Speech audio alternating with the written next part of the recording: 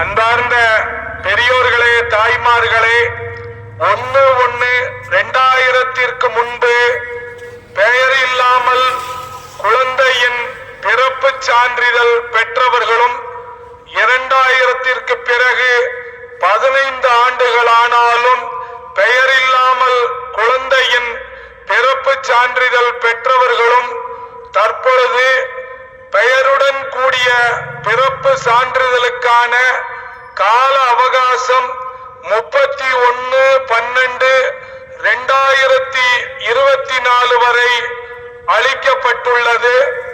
இந்த கால அவகாசத்தை பயன்படுத்தி இதுவரை பெயர் இல்லாமல் பிறப்பு சான்றிதழ் பெற்றவர்கள் பெயருடன் கூடிய பிறப்பு சான்றிதழை விண்ணப்பித்து பெற்றுக்கொள்ளுமாறு மாவட்ட நிர்வாகம் அறிவித்துள்ளது.